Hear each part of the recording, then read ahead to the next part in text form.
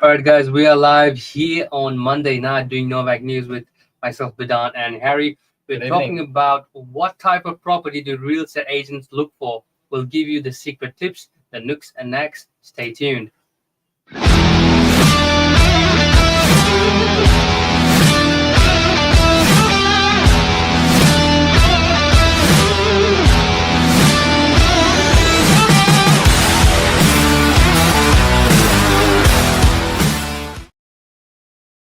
All right, here we are. How are you doing, Harry? I'm good. We're back. Yes, we are. Been a while. OG Duo's back. Yes, Back we in are. business. We are. How's the day been? Busy.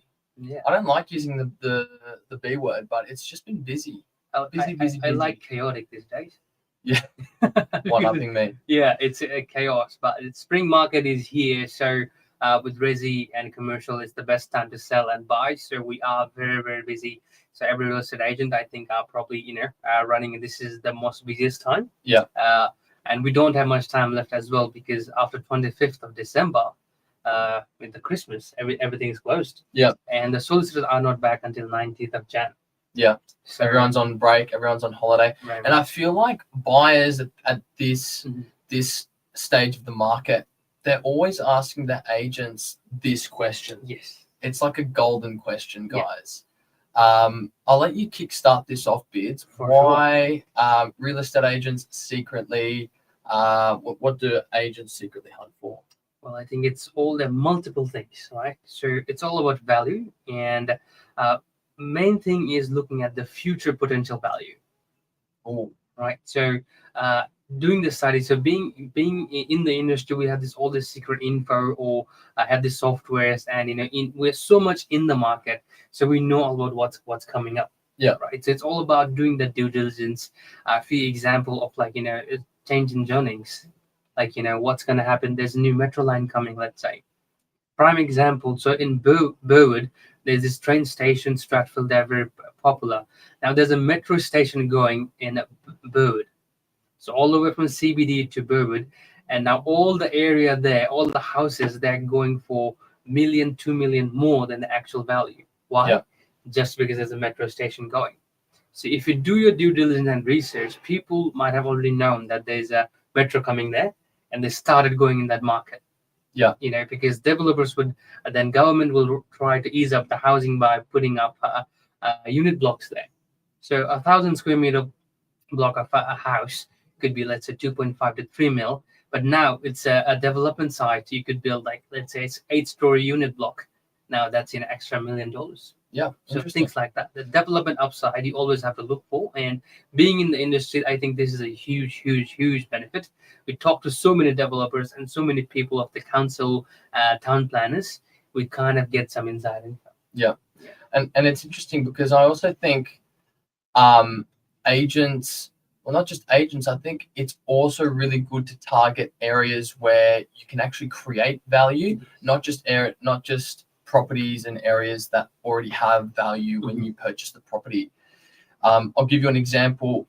French's Forest, Allambie, Cromer, all the sort of older suburbs on the northern beaches that haven't gone through that innovation, that development, the same way DY has, the same way Manly Vale and Bagala has. They're ever so slightly outdated, but they're catching up. Yes. And we're seeing it in real time. We're seeing the biggest Bunnings going up, pushing completion, Yes. $48 million project, biggest Bunnings in the country.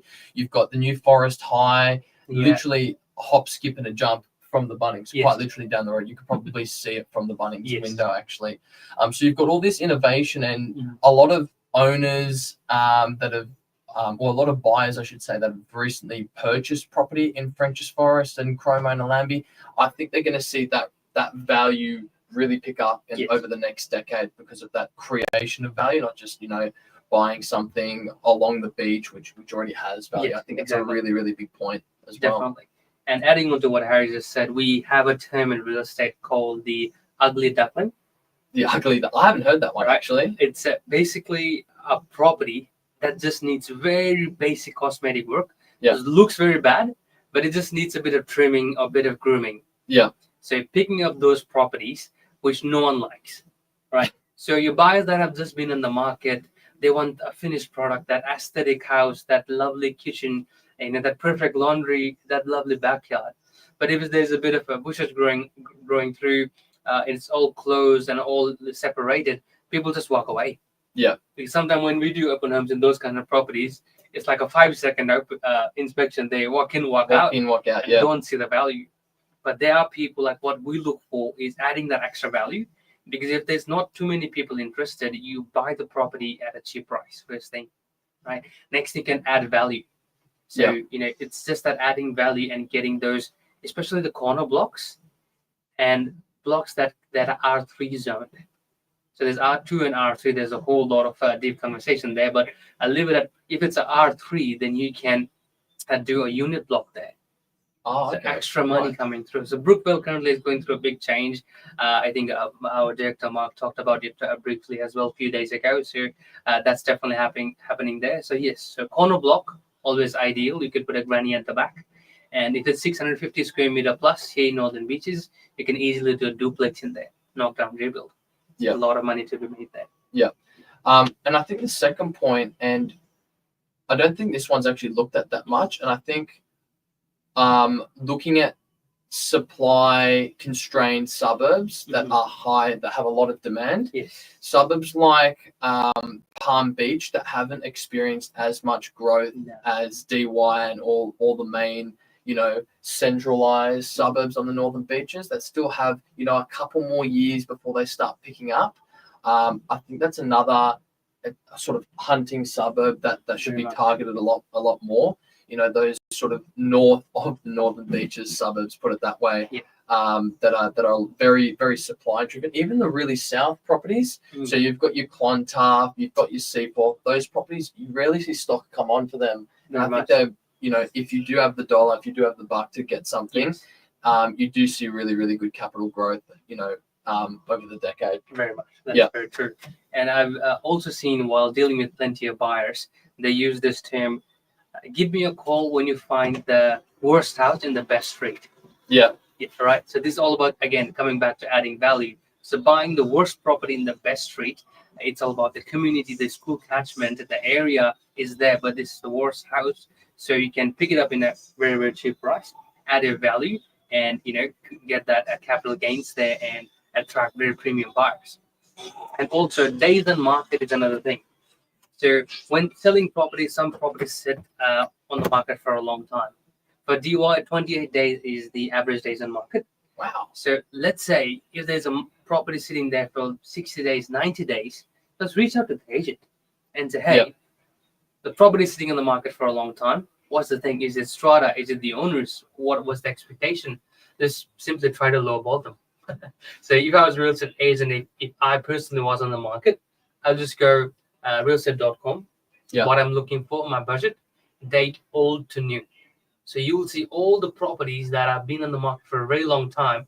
And if any of them that spark your interest, or that you don't mind doing a bit of work, and where you can see room to add value, main key point, I pick really those up. like that point, actually. Pick those up. I- straight away. and it's something that's so easily spoken about, but Yeah. not many people know. No. Like, you wouldn't think of a strategy when you're looking to buy a property where you want to try and fit everything in one criteria, where you want to Yes. buy something below market, which is incredibly hard on the Yeah. northern beaches. Like, everything sells above market value most of the time. Yeah. So to find something below market value, to find something that can create and build value in the foreseeable future, and that will give you a really nice slow capital growth over time, it's just incredibly hard. But what Badan said is one of the best strategies in order to actually achieve that. Definitely. Do you want to add anything else? I think that's all. Look, we can talk for hours about this, Definitely. but we'll leave it at that. We won't bombard you with too much, but I think that's the main key points. Definitely. I think. And also, if you're actively looking to buy, don't forget to call your local real estate agent, follow them on social media, send emails out to all of them. Maybe create a separate email saying, my name is Badan, badanpropertysearch@gmail.com. Send out to all the real estate agents. So because after you buy, you can just close that email because you'll get a lot of spam emails. Yeah. So basically, off-market properties, they are properties that sit there before they go to realestate.com. Before they go out on all the platforms. It's like you're getting that notification before the new iPhone launches, like you're saying, hey, Badan, the Apple Store in Town Hall will get the first 10 stock. Would you not order from there? first because you want that stock. So off-market property is one of those gems that you can get hands before it goes to realestate.com. And those vendors, some of them might not have the funding and don't want to let the world know that they're Yeah. selling. They just want to do it in the quiet. Yeah. So those things might be much better. Like, getting in that off-market property. So get in touch with the local real estate agent. More than 70% of our properties, they launch off-market first. And few clever buyers are always there, following on our socials, looking at our emails, contacting us, saying, give us that off-market property. Yeah. So that's the next hint if I was looking personally. 100%. All right, kids. I think that's about it. I think we Yeah. covered most of it. And yeah, if you need help buying a property, we are always here 24/7. Love ya. See ya. Bye, guys.